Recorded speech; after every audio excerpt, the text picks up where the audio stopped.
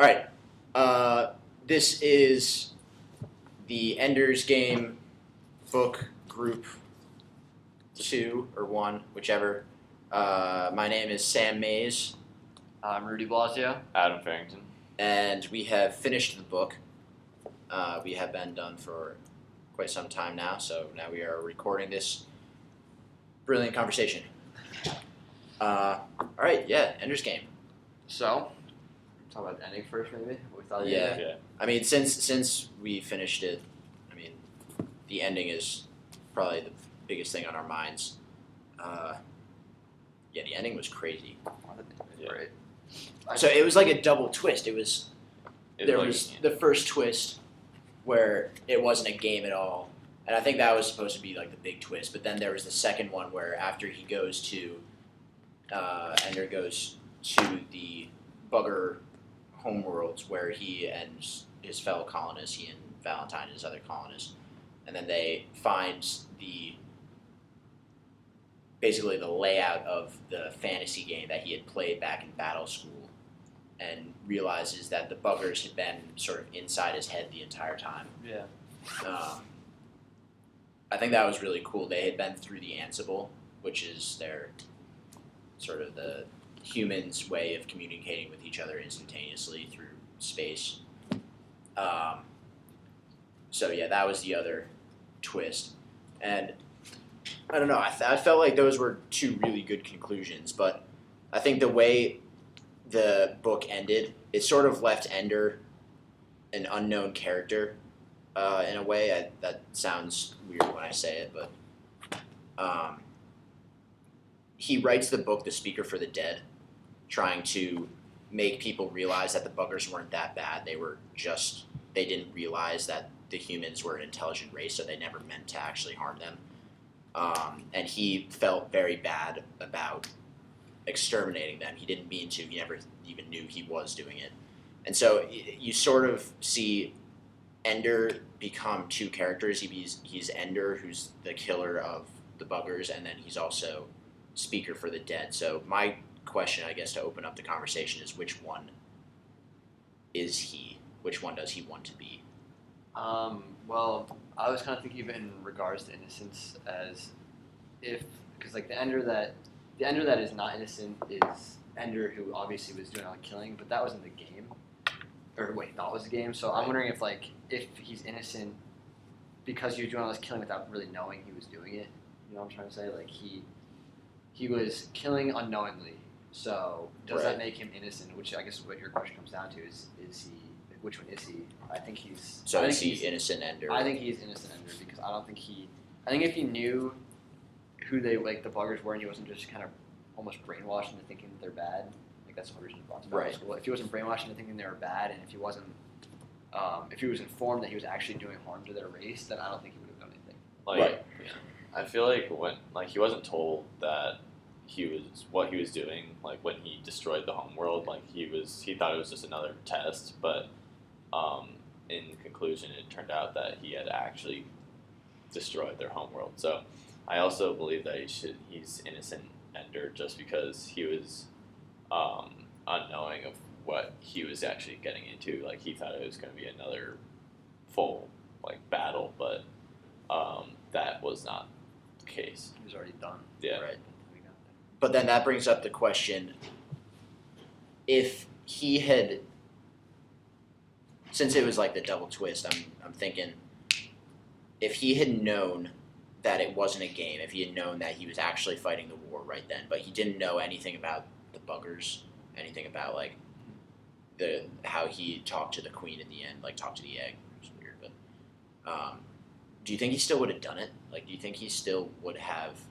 Because throughout the book, he doesn't actually want to hurt Bonzo. He doesn't want to hurt what was his name, Stilson, at the very beginning, and in the end, he ends up killing both of them, just because he wins so thoroughly. But he knows that he's fighting those fights. So if he knew that he was fighting this fight, do you think he would have still done it for the sake of humanity? Because it was in his mind, without knowing what kinds of creatures the buggers actually were, Yeah. Yeah. I think he would have in that case because that's like what he was brought there to do. That's like why he was trained to like. So he would have Yeah. conformed. Yeah. Exactly. Basically. I think he would have thought it over more, but yeah, he would have gone through with it either way, just because he was fed lies most of the time. Like, it turned out that the buggers didn't actually want to hurt them anymore. Like, they knew that they were intelligent, so they were kind of just going to leave them alone. Right. But I'm just kind of like surprised that like the genius that he is, he never really questioned that part, like that sense of it. You know, he never questioned the fact that the buggers are actually bad people or if they're good people or not. So Right. it just makes you kind of wonder, like I don't know if he can like I guess that would go under deformity because he's kind of just going with what they're saying. Like he's assuming that they are these bad creatures that he's going to be killing. So that's why he went.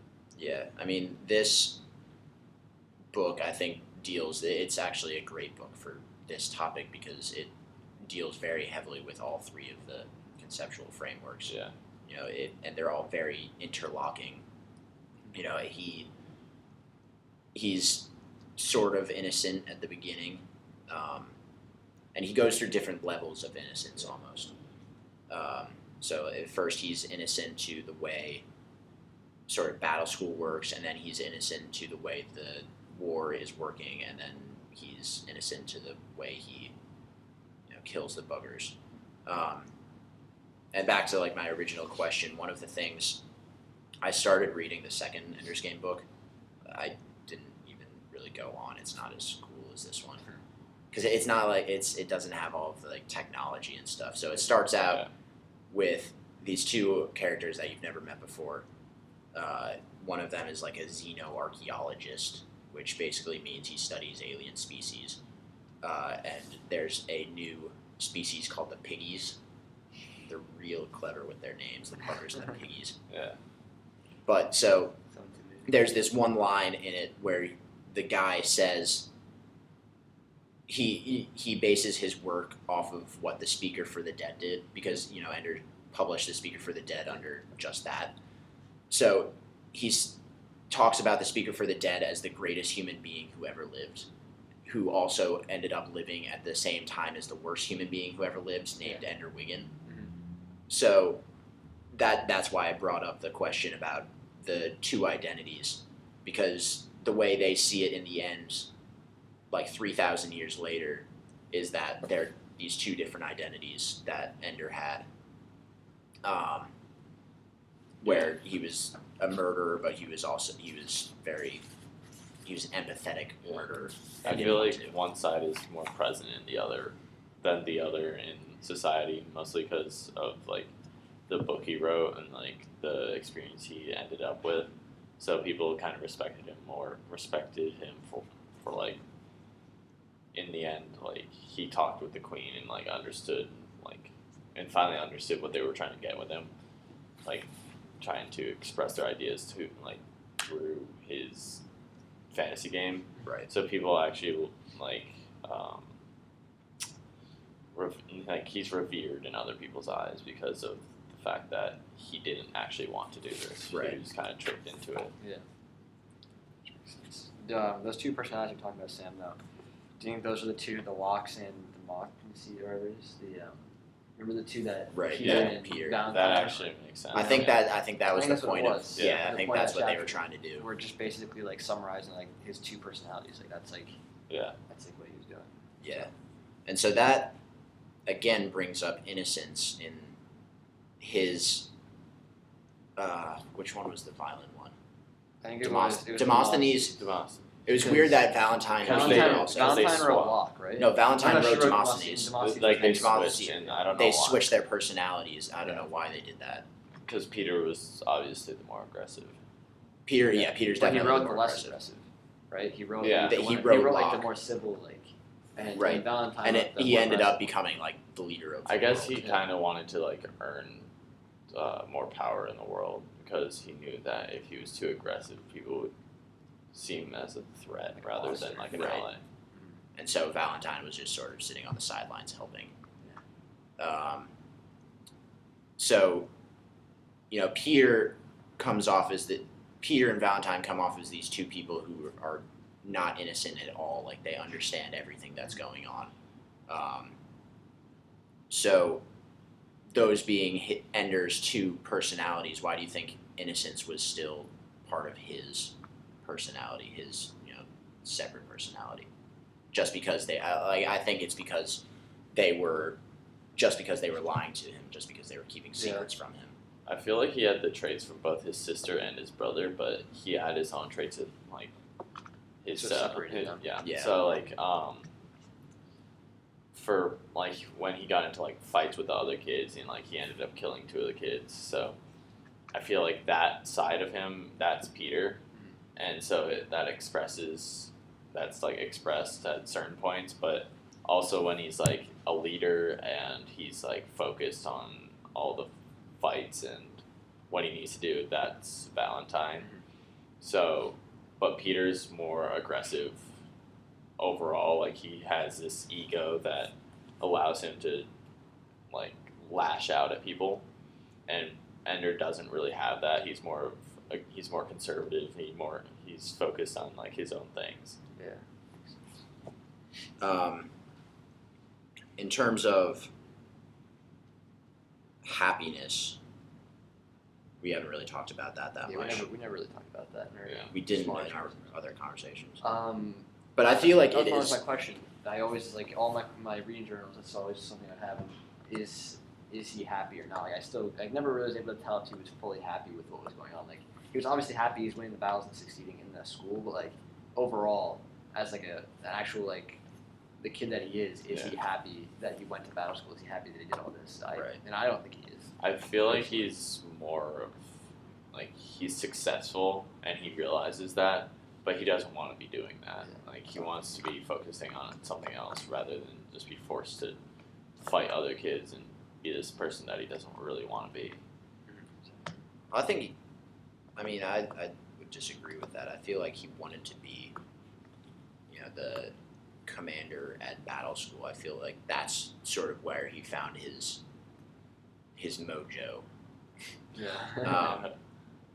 To put it bluntly, because as soon as he gets his new army, he